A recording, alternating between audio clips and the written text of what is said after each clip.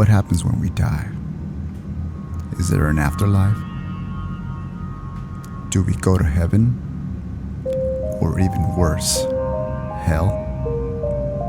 Can we communicate with the dead? And if we can, should we? Let's find out.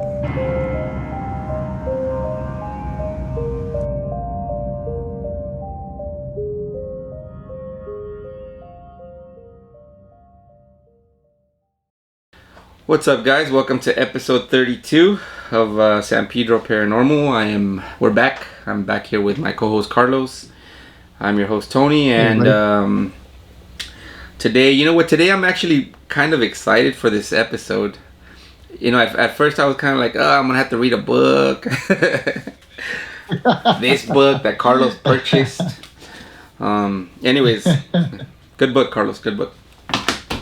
But really good. So today's episode is we're gonna actually be reviewing and talking about Haunted San Pedro.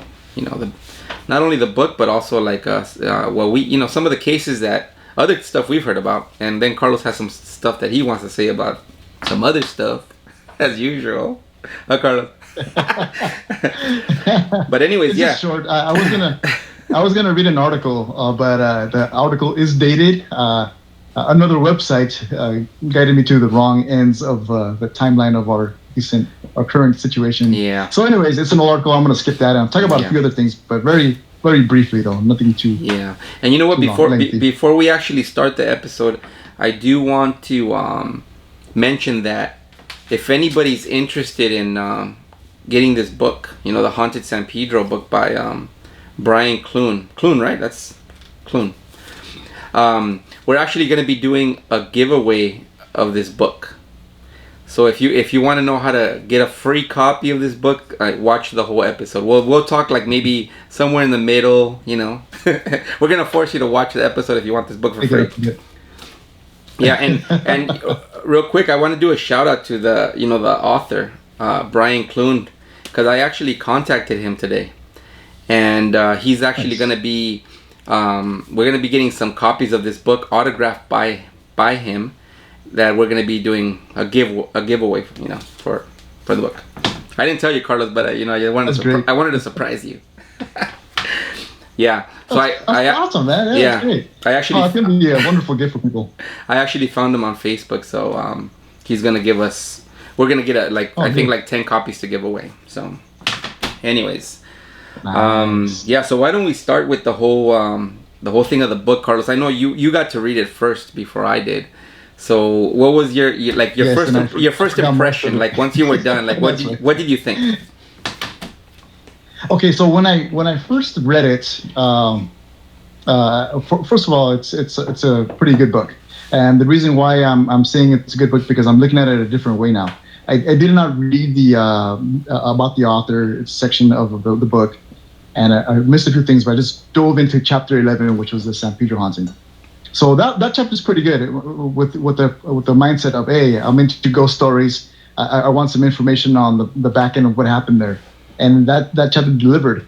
But when I went back to the beginning to read it from beginning to end, I was a little disappointed, but I didn't realize that this book is written by somebody, Brian Clune, who loves history and is also an investigator of the paranormal. And once you put those two together, then it makes sense in your head. You're like, oh, I'm really enjoying this book now. Because I put myself in my other mindset, which besides doing the fun things with Tony here, I'm a big history buff. I love things that happen in the world, in the United States, and things that happen here in San Pedro. So once I got my mindset on that, I'm like, okay, this is a history book with these cool stories and these activities that happen in San Pedro area and other parts of that are near San Pedro. Yeah, that's good. I mean, that's kind of cool. That's the kind of thing I like about like Carlos, is that he's like completely the opposite of me, because I'm not into I'm not into history and all that stuff. I actually wanted to find the scary the scary stories, and I'm kind of glad that I actually not unlike Carlos, I didn't start with the San Pedro haunting. I actually started from the beginning of the book, and I actually really liked it a lot. It was actually really interesting to find out all the history, and not only that, but it gives you a more of an understanding of why it is that there's so much activity, paranormal activity here in San Pedro, knowing the history of San Pedro. So that's one thing that I really enjoyed. But yeah, so great book. So right. You know what? Why don't we start at the beginning of we're not gonna really get into details of the book because we want people to actually read it. But right. Why don't we start at the beginning? Like, what was your what was the one thing you got from this book that you didn't know, Carlos? Like from the beginning of the book, that's where it starts talking about the history and stuff. Right. I've read other books about the history of San Pedro. There's a famous postcard book that I actually want to talk about earlier, but kind of mention it now.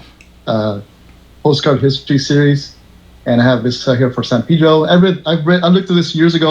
I'm doing another read. I just repurchased these books again, and I read other books from the 1990s about the history of San Pedro. But this one is maybe one of the first ones that actually talked about the Native Americans that used to live here, and what was called Rancho San Pedro was actually their land. And this Rancho San Pedro was not only San Pedro and Wilmington, it was also all of Palos Verdes, and going all the way up to the freeway on the 110 up to, I believe, Compton and parts of Redondo Beach. So I learned the territories. The Native Americans that used to live here, they were called I believe the Tongva Gabrielinos, and their cousins would live on the Catalina Island, and they would go back and forth and trade, food and materials. And that's one of the things that I really liked about it. And from there, it takes on and goes on to the Spanish, and goes into the people. Well, what San Pedro was once called before, the different names, and then it goes into Phineas Banning, and I guess we all know a little bit about that from there on. Yeah. So I was really excited that they actually gave some credit to the Native Americans. Yeah, and not only that, but it's really interesting to find out all these families that used to, that came here first. Especially the Banning, Phineas Banning, his story was awesome. The whole thing of coming here and wanting to become someone important and stuff. Mm-hmm. Almost like he had a goal of becoming. He knew he was gonna have a big future, and everything he had to go through from his marriages to death of children and all, a lot of stuff going on there. So I do believe you could actually go to the Banning house. If you don't live in the area. It's a museum now, so you could actually go and visit it. And I actually did go last year, and I did capture a couple of EVPs there that I'm probably not going to share here because I really don't know where I left them. But yeah, so to me, it was just, I'm not really into reading. So to me, it was just, I like the way the author, he made it interesting and at the same time not boring. Because if it was boring, I wouldn't have read it. But yeah. So you're right, Tony. It's a very easy read. The book is very simple. It's not like anything complicated. It explains everything to you in a really good speed. Very comfortable to read. Yeah. And fascinating, like you said. It has a lot of different historical information in there, and it goes on from there, and it always segues to a ghost story or paranormal any evidence towards the end of each chapter. Yeah. So you're always treated with this cool introduction, the history behind it, and then why this is happening because of that history. Yeah. So you know what, the one of the reasons I really enjoyed the whole thing where it talks about the Banning family was how it talks about how like they would the things they would do in the home, where like the Banning family would have big parties, and they would have little sections of the house where they would gather to either smoke cigarettes or for the women to do the chisme. Right, the parlor room, right? Yeah, the parlor room. For the ladies, and they've actually had some of the hauntings that have happened there, like the paranormal stuff, is that they have those rooms where people smell the cigars. They smell the cigar smoke. The party room where the women used to talk, they smell perfume. They hear the children running upstairs, the laughter of children. They even see lights. I don't know if you remember that part, Carlos. There's a part where the neighboring homes around the Banning house, they actually have seen like lights in the inside the house when there's nobody there, and they'll hear music, Right. and or the horses, they hear horses going up and down the streets, which to me was pretty, that was pretty amazing. Right. But have you been to the Banning House? Yes, years ago. I need to visit. Once this whole thing's over, I want to go back there and if they allow me to record. If not, I'll just be there just to be in the moment and enjoy the nice building and maybe some stories about the history of it. Yeah, and you do know that Brian, the author of this book, he actually, I don't believe it was the Banning House, but they also have the, what is it called, the barracks, the drum barracks, right? I can't hear you, Carlos. There's the drum barracks. There's the drum barracks, and he talks about the drum barracks, and he talks about the Banning Museum. Yeah. And Brian Clune was also a volunteer on the Iowa and for MacArthur, so he has some experience there too. Yeah, so. But he knows a little bit about what he's talking about. The part I like was the because the drum barracks are right next to the Banning House. Like if you actually go to the museum now, I don't know if it's open right now because of the COVID thing, but when it's open, if you go and visit, like during the holidays, right? During like I think Christmas or was it Halloween or Christmas? Well, anyways, they actually give you like a little a ride on a wagon, and they'll take you to the drum barracks, which is like 2 or 3 blocks away. But the author of this book, he actually went to the drum barracks with his family for the tour. Do you remember that part, Carlos, where he talks about how he asked if he could take some video or pictures, and they told him no, but they wouldn't let it. Yeah, they allowed him to do a recording, though, a digital recording of the tour. And I really like that part because that's something similar of what happened to me at the, what was that house here in San Pedro, the one that's a museum now too. Remember, down by the port. Well, anyways, I forget the name of it. Yeah. Well, anyways, I did the same thing there. I took a digital recorder and recorded the tour and did some EVPs, quietly in the backgrounds, and did capture something. So he did the same thing. He did a recording of the tour, and when he went home and reviewed the recording, he recorded something that wasn't audible when he was there with his family, which was the music, right? He got music from some kind of instrument that they have there, but it's not functioning. And he actually captured the music playing. I think it was Silent Night, right? The song that was playing in the Silent Night was playing on this instrument. This instrument, I don't know if it's a record player or some sort of old-fashioned music device. When he came up to him and said, "Where's that music coming from?" They're like, "Well, this sounds like it's coming from this sort of device, but we have one, but we don't know if it works. And if it does work, we have no one here on the premises that knows how to operate it." Yeah, I think it was called a Zydeco or something like that. I don't know if it's I'm looking for it here on my notes, but I have so many different things here. Yeah. It's gonna take me a while to look for it. Yeah, but that's kind of cool that they let them go in there and record with the EVPs and get that information for us. Yeah, really cool part of the book. Yeah, that was cool. But yeah, he talks about also how there's been where there's some of the staff at the Banning House now, the Banning Museum, they've seen what's his name, Mr. Banning, Tony. Phineas that was Banning. At the drum barrack. The what? Sorry to interrupt you. That was at the drum barracks where they heard the music playing. Yeah, that's what I said. Okay. Remember, he took the tour at the drum barracks. But anyways, I'm going back to the Banning House now because there's some of the stuff that he wrote on the book about the experiences that some of the staff had. One of them was the one, Carlos, where remember where they would see him on like on one of the dining tables or something with a big map, like he was like doing strategy for like battle. Right, and there was a couple of his men, generals or admirals, whatever you want to call it, around him. Yeah, and the reason I found that super interesting was because he was never involved in war or anything, right? He never went to war, but the thing is, I think there was a part in the book where it explains that they had named him General Phineas Banning because of the, I guess how he helped the U.S. government with the military and stuff. Right. So it was never given to him officially. Yeah, so he really liked that. He liked being called a general. So the theory, what some of these the paranormal investigators think is that, since he liked that so much, after he passed, in spirit, he was living out almost like this fantasy of him being an actual general. And you know what, that really made me think, like, what, there's so many things that we want to do in life, right, that we're most likely not going to get to do.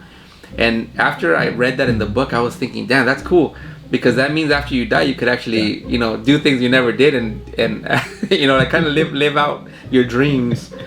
But your bucket list will continue on. Yeah. It's kind of funny. It's very interesting because not only is Savannah here it has a name and he's continuing his work after, but there are also cases here at the Dominguez house and a couple of the battleships where there's these spirits still doing their duties, which I think is kind of nice. Yeah. We'll talk about those once we get to those topics. Yeah, but you know what? If you want to know any of that history of the Banning family, the Dominguez family, all the stuff that happened, all the there was a lot of drama going on between, who the land belongs to, and then there was that one guy that didn't have any children, so he hired like what do they call, work hands or something, to help him out, and they ended up doing stuff behind his back, almost like they were almost like planning to take his property and stuff, and yeah, he was up there in age, yeah. So that was pretty crazy. But you know what? The book also talks about this case that I had no idea happened. And this is on what is it called? The ranch. Is it the Dominguez Ranch or the Adobe House Ranch or something? Oh yeah, yes, that's on over there in Compton now. That's where it's at now, right? Yeah. Well, anyways, in the book, it talks about this person that was actually murdered. Remember the one we were talking about earlier? That they robbed, hung him, yes. and they actually see his spirit now, like wandering that area, and that he has like a confused look in his face and stuff. So I didn't know about that. We're gonna have to go go to that spot and see if maybe we could capture some EVPs there. Yeah, they give the address here too, and that's in. Let's see if I can find it here. Yeah, that's the Rancho Dominguez house, right? The Adobe building. Yeah, the Adobe building. And I think they had said it was like in Del Amo and Wilmington or something. But yes, I believe that's what it was. Yeah. So that'd be interesting to go check that out and see if maybe we could communicate with this dude. Okay. With the spirit. Great story too. Should we even tell the story here? Do you have the story with you? How he became a ghost. Oh, how he became a ghost. Oh, go ahead. You could share it if you want. Well, let me just give it. We'll get back to it in a little bit. Yeah. There's actually a lot of information that I want to say, but I don't want to give the book away. It's such a good read. Yeah, that's the thing. That's why we're kind of just jumping around a little, so that way people are still interested in reading the book. But you know what? Another thing that the book talks about, another chapter, was about the Point Fermin Lighthouse. And I found that one also very interesting because it also had a lot of the history of the people. What did they call the people that took care of lighting the thing? Was it the lighthouse keeper or something? It just says the employers of the Parks and Recreation Department. Yeah. Who resided there, and I guess the first one that it mentions in the book is this worker that was all the way at the top where the Fresnel lens was, and he would just go out there and admire and enjoy his day, and he would hear footsteps down below, even though there was no one supposed to hear him. Yeah. And you know what? It's cool because.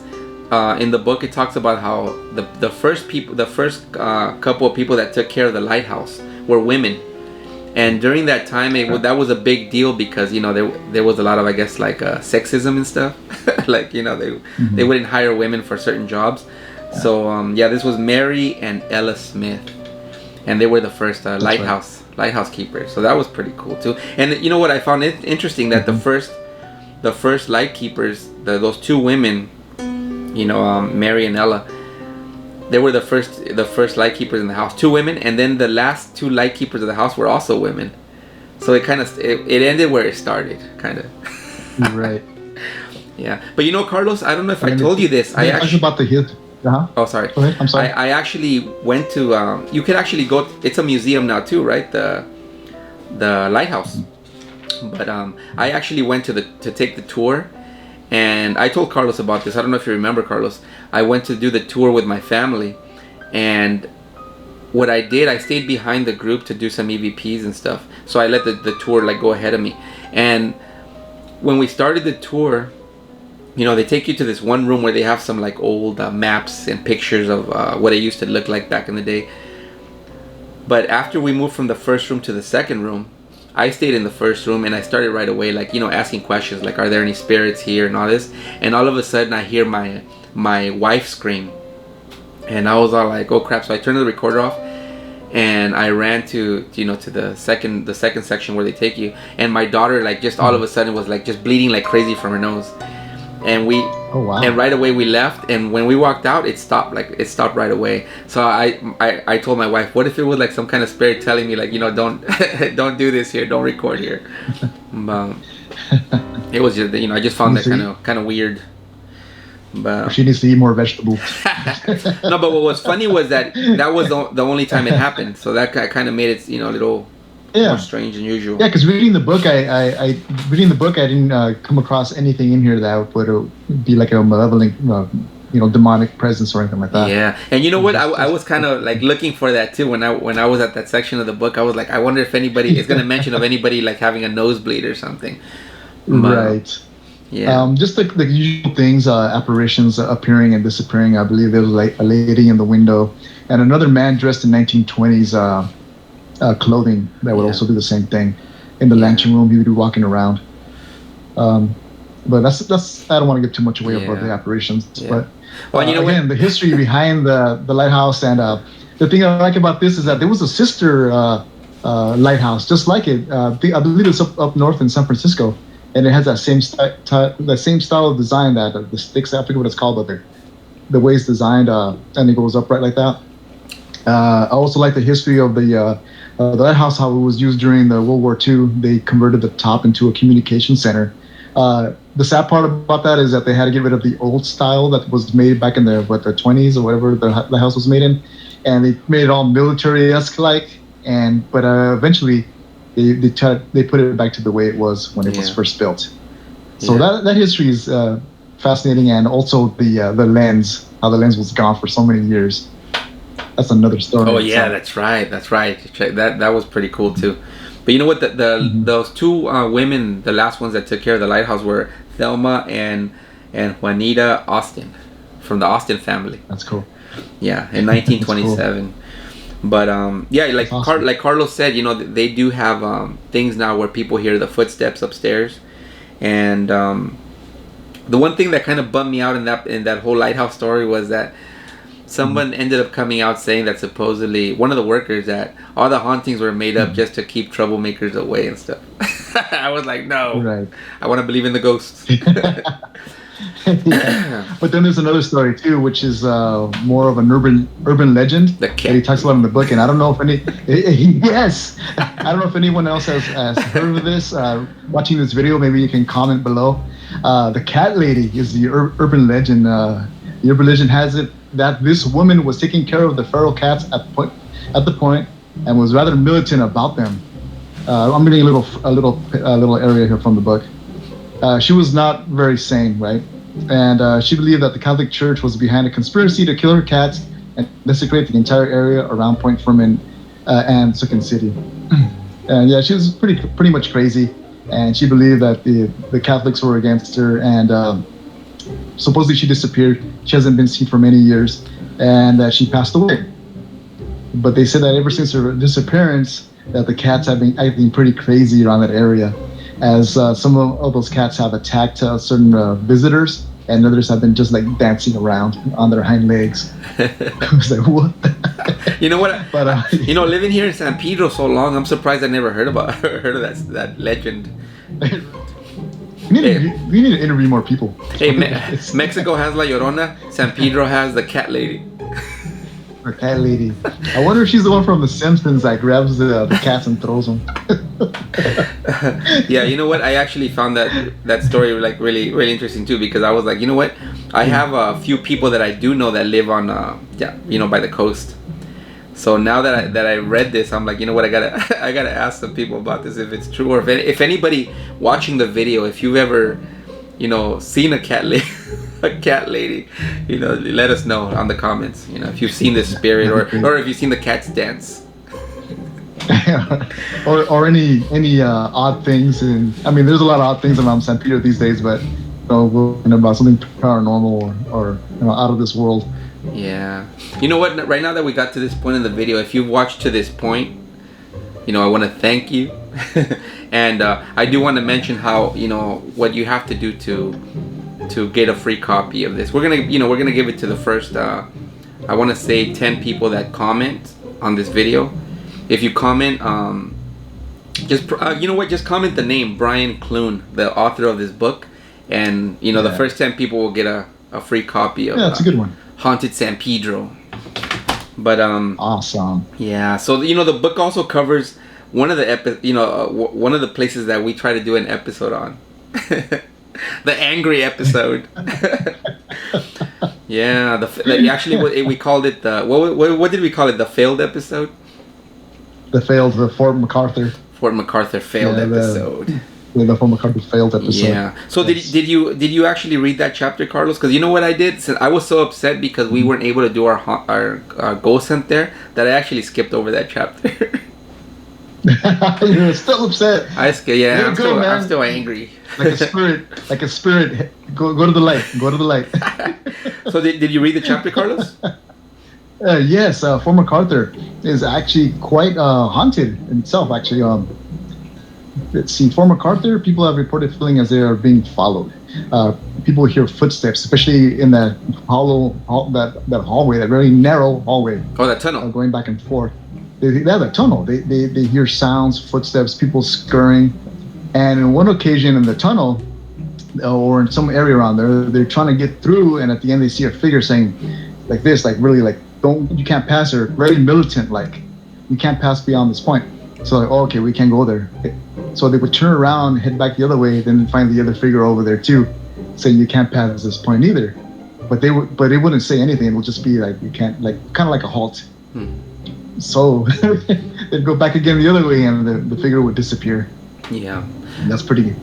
Cool. Well, I mean, like I said, the other thing. Okay, like I said, I didn't get to read that I skipped that chapter, but I do remember, watching some of the like ghost adventure shows where they show some of the investigators going to do, their investigations there, and I do remember that tunnel scene where there's like they capture something, like some kind of shadow figure at the end of the tunnel, but there was other stuff, right? There was other stuff that happened there.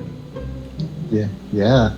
There's a tunnel. There's also the area when you're going up, and there's this large hill, and I believe around that area is the mammal preservation area. Well, this large hill there is actually empty inside, and that's where the people from the military used to sleep in there. There's beds and there's all kinds of different things in there. And what some investigators have found out that there's actually some sort of sounds emanating from there. People doing activities, laughing, eating, whatever it may be, that's coming from there. But the thing is, you can't get in there because the LA Unified School District owns that property, and they don't allow any kind of investigators to go in there.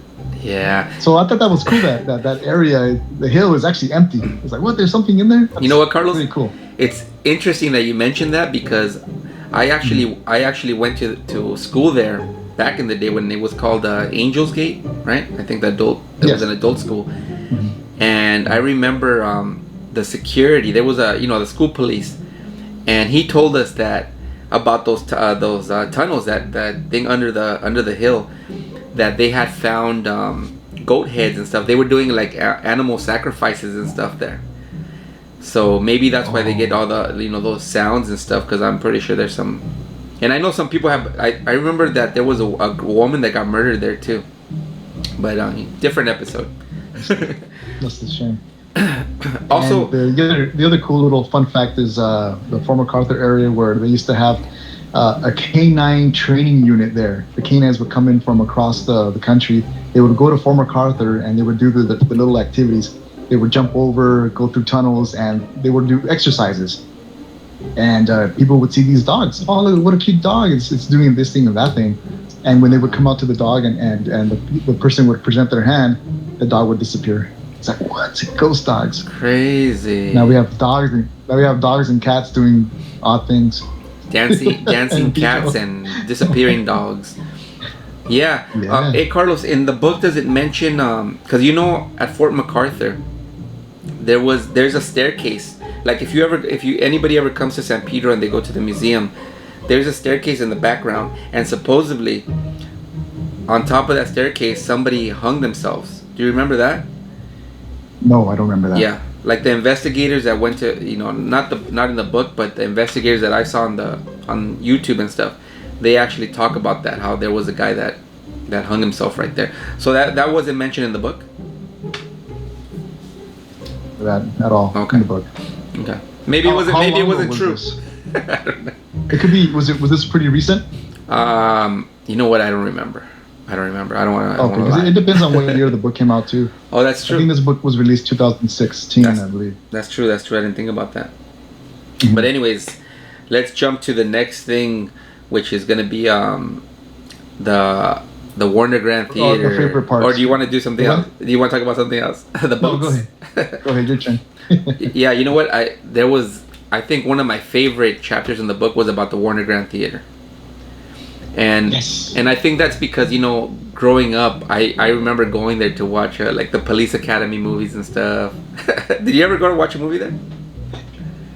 Ghostbusters, Pee-wee's Big Adventure, The Never-Ending Story, and two other ones that I can't remember. Oh, you watched all the great ones there. Yeah, it was fun.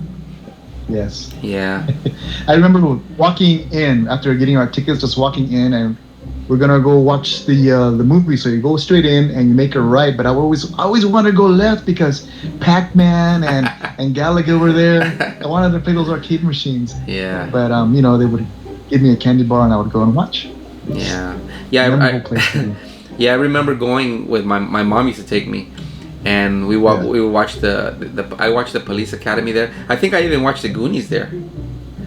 So. Very cool. Yeah. But you know what?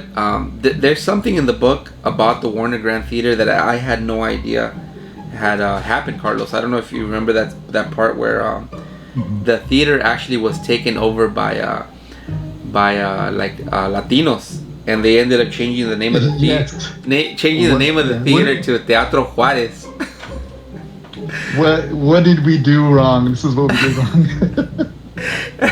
and you know what's funny? Well, that was a funny part of the book where the author talks about how they ended up putting all these little trinkets like Dia de los Muertos and stuff like that, and they painted they reupholstered the chairs like red, white, and green. Kind of los cojines.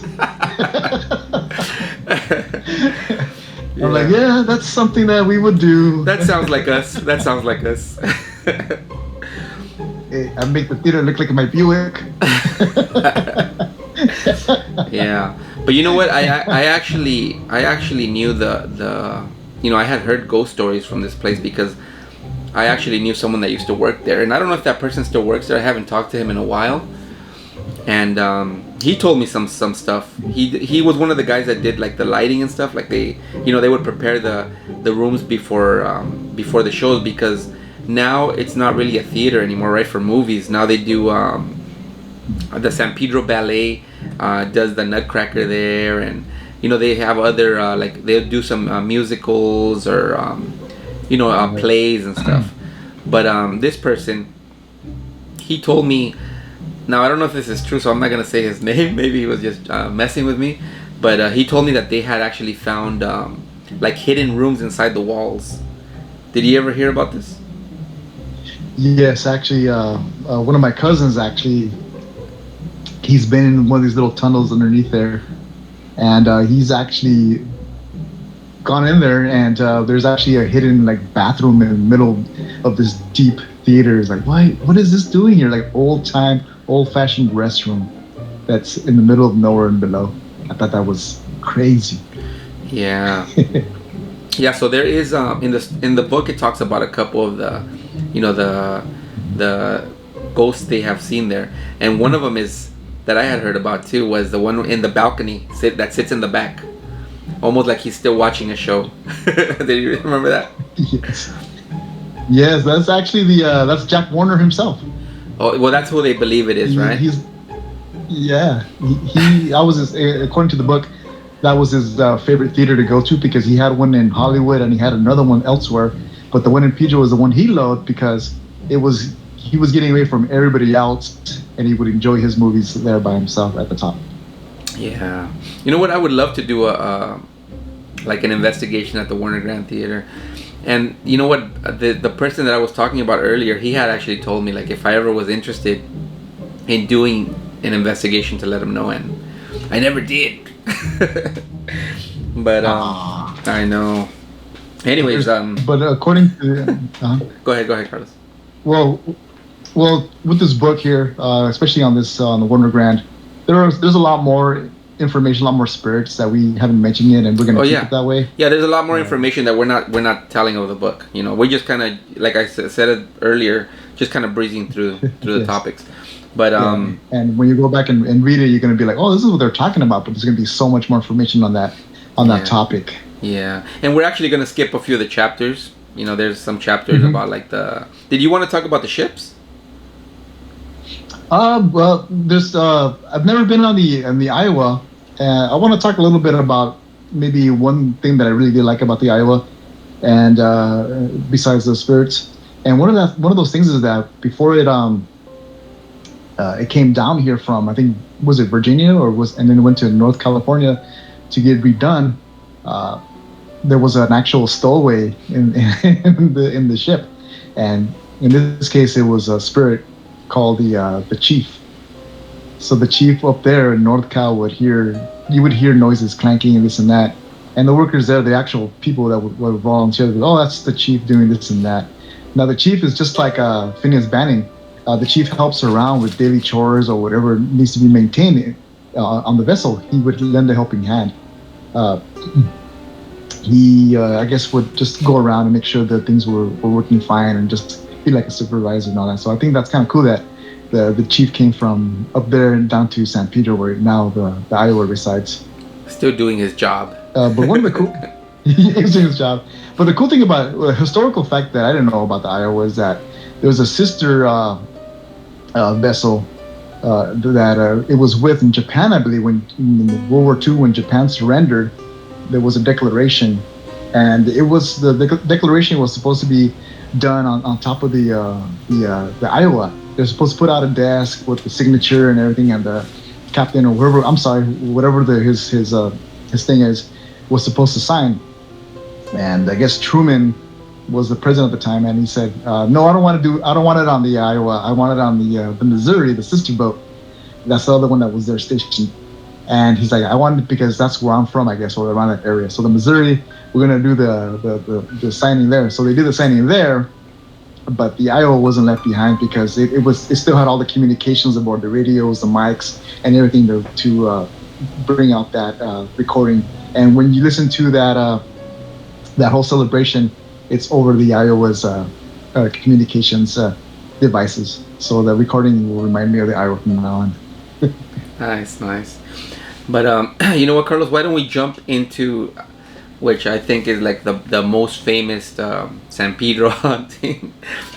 Our first, we actually did it. You know, talked about this case on our first episode. Check out episode 1. But yeah, which was the Jackie Hernandez famous San Pedro haunting case. And you know what? I'm actually glad that I read this, because now I have a little better understanding of the case. Unlike when we filmed the first episode, which I got all confused, and there was a lot of information that I didn't really get correct. But we were going by that public library video. We were scrutinizing the video and not the research itself. Yeah. And that's one of the mistakes that I feel that I did for that first video. So maybe in the future we can come back. Yeah. And do like a revisiting for like our 1-year anniversary. Yeah, you know what we do want, and we've talked about this before, where we do want to make a second video to that first episode, but with of course with more research. And also I want to read. You know what, I found out that what's his name? One of the investigators, one of the main investigators, Barry Conrad, right? He actually has a book out too, that's all about just the San Pedro haunting. So now I'm really interested in reading that book and getting a little more more detail on the case. Yeah. But this book kept it nice. Kept it short and sweet. It gave you just enough of the information you needed and stuff. Right. But yeah. Speaking of the haunting on 11th Street, Barry Conrad, he actually, for this book, the San Pedro haunting book, the San Pedro book that we're reviewing right now, he actually wrote the foreword. So he talks about the author, and he talks about his investigative background. So I thought that was pretty neat that he went back and he gave us some information, some insight into what he does. But yeah, anyways, getting back to the Jackie Hernandez case, you know what? Yeah.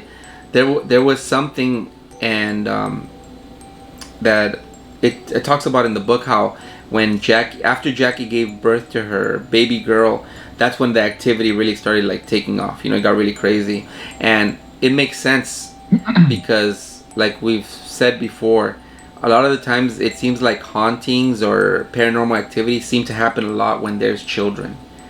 I don't know why it is that spirits maybe are attracted to the energy that children give out, but that was really interesting, where she had her baby, and then that's when she starts seeing that man in the house, the spirit of that man, and the stare. Right? Yeah, and not only that, but it talks about how she wasn't the one that contacted the ghost hunters, the investigators. It was her neighbor, right? The neighbor that I wish we could find her to talk to her, but yeah, the neighbor. What was it? Castaneda, right? Yeah, Castaneda. Yeah, but I forgot her first one.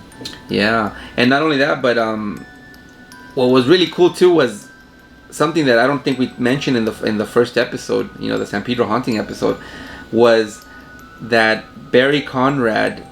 When Jackie Hernandez calls Barry Conrad after the shit hit the fan. Where they went in the attic and the blood in the walls and all that. She calls Barry Conrad to ask him if she could go to his house and drop something off. Remember that part?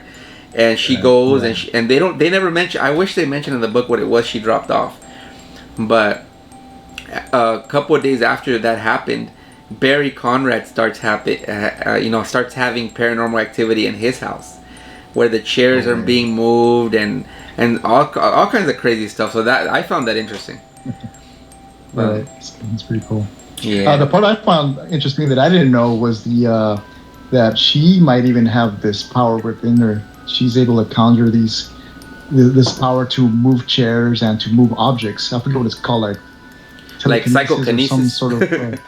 Yeah, so something like that. I forget what it's called. But anyway, she has this power, and the reason why this power came about is because I guess she has some sort of feelings for was it Barry Conrad, or one of the investigators? Was it Barry Conrad? But then or Wheatcraft? Or one of them, or Kraft, or I don't. Or Wheatcraft was the one that was I believe getting in the way. The photographer. Yes. So every time Wheatcraft would come, it would this power would come out, and it would push him away because I guess she felt that, or whatever was inside her felt that it would get in the way of her romance with Barry, right?